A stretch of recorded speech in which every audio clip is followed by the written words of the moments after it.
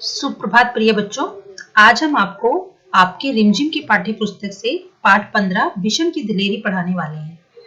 इस पाठ के उद्देश्य हैं बच्चों को जानवरों के प्रति प्रेम पूर्वक व्यवहार करने की सीख देना, मुसीबत के समय समझदारी का प्रयोग करने की बात समझाना तथा बच्चों को नए शब्दों का ज्ञान करवाना।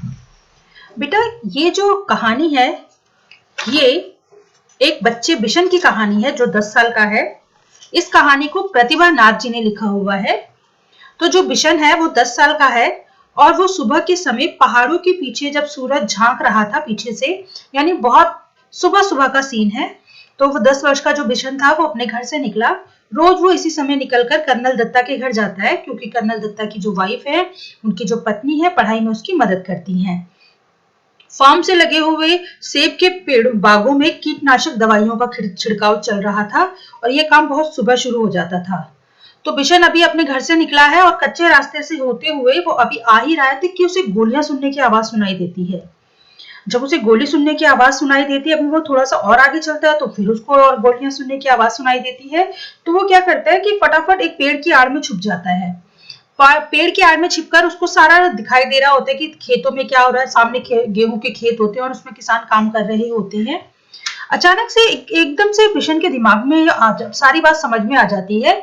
उसे याद आता है कि अरे, ये तो वही टाइम है जब गेहूं पककर तैयार हो रहा होता है और गेहूं का दाना चुगने के लिए खेतों में बहुत सारे तीतर आ जाते हैं और शिकारी इसका फायदा उठाकर उन तीतरों को मारने के लिए सुबह सुबह आ जाते हैं।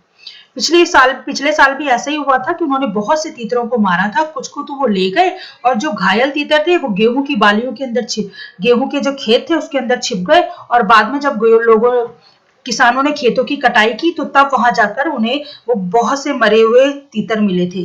बिशन सोचता है कि कितना दुख पहुंचाने वाला काम करते हैं ये शिकारी, इनको तो सबक सिखाना चाहिए। अब ऐसी ये बात वो सोच रहा होता है तो तभी उसको अपने पैरों के पास किसी के छटपटाने की आवाज से सुनाई देती है।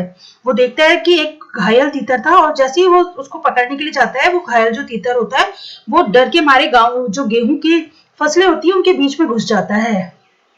तो बिशन क्या करता है, सोचता है कि अगर मैंने इसको यहाँ छोड़ दिया ये तो तड़प तड़प कर मर जाएगा।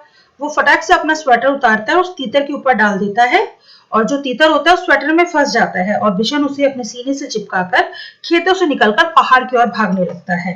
वो बहुत तेज चल रहा होता है ताकि शिकारी उसे देख ना पाए। अब वो जब इतनी तेज चल रहा होता है, चलते चलते वो उसके सामने दो रास्ते आते हैं। एक रास्ता होता है कि खेतों की तरफ से जाए और दूसरा होता है कटीले तारों की तरफ से। वैसे तो जनरली वो कटीले तारों की बाढ़ से निकल सकता था, लेकिन उसके हाथ में तीतर था। तो वो क्या करता है, सोचता है कि खेतों के साथ साथ छिपकर चला जाए। तो अभी वो थोड़ी दूर चला होता है कि पीछे से शिकारियों की आवाज आती है कि ये लड़के रुक जा, नहीं तो गोली मार दूंगा। लेकिन बिशन पीछे पलटकर देखता ही नहीं है। वो तेज तेज शिकारी जो होते हैं वो तेज तेज चिल्लाने लग जाते हैं, लेकिन जो बिशन है उनकी तरफ देखता ही नहीं है और फटाफट क्या करता है, वो खेतों का रास्ता छोड़कर कटीले तारों की तरफ से जाने लगता है। अब जब वो बेटा कटीले तारों से जाता है तो उसकी जो कपड़े हैं वो फट जाती है। उसकी जो उसने शर्ट पहनी होती है उसकी जो आस्तीन होती है, आस्तीन यानी जो उसकी बाजू होती है, वो भी फट जाती है। लेकिन वो रुकता नहीं है, उसको बहुत सी खरोंचें लग जाती है, लेकिन तब भी वो चलता जाता है और दौड़ कर वो क्या करता है, आधा रास्ता पार कर लेता है और जो कर्नल दत्ता है उनके जो फार्म हाउस है उसके पीछे वाले हिस्से में वो पहुंच जाता है।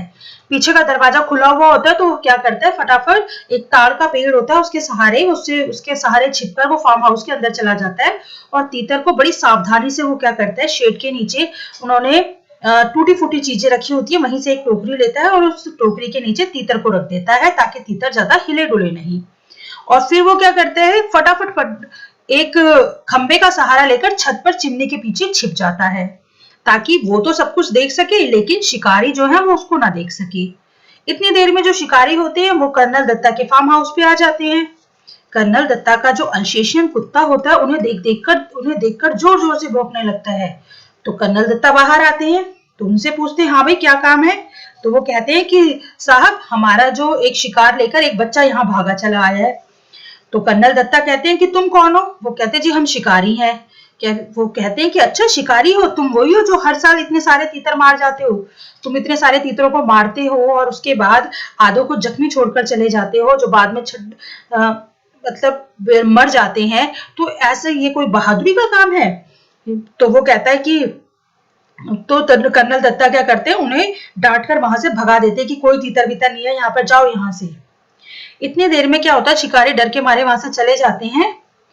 तो बिशन जब देखता है कि शिकारी चले गए हैं, फटाफट जहां से छुपा होता है वहां से बाहर आता है और कहता है, बहू जी देखिए ये बहुत जख्मी है। तो कर्नल दत्ता कहता है, अच्छा तू ही है वो तीतर चुराने वाला लड़का?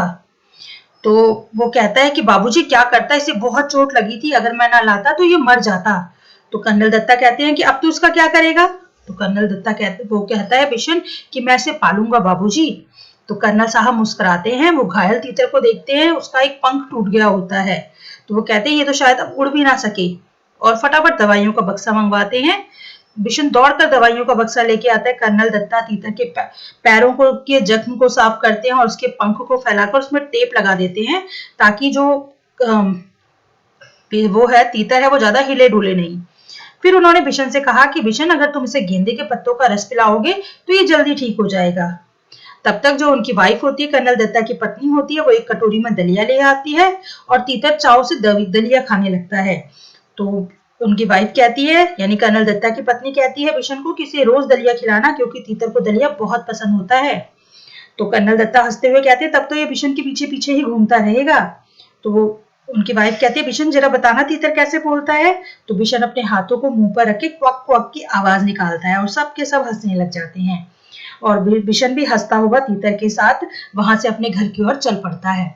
इस तरह से बेटा इस पाठ में आपने देखा कि किस तरह से बिशन ने दिलेरी से एक पक्षी की जान बचाई। जो घायल पक्षी था उसने अपने जान पर खेलकर उसकी जान बचाई, कि शिकारियों से वो उसे बचा कर लाया। अपने उसके साथ पास इतने कांटेदार झाड़ियां उसको चुभ गई, लेकिन उसने अपनी खरोंचों का, अपनी चोटों का परवाह नहीं किया और अपने अपने उद्देश्य में वो सफल हुआ और उसने तीतर को बचा लिया।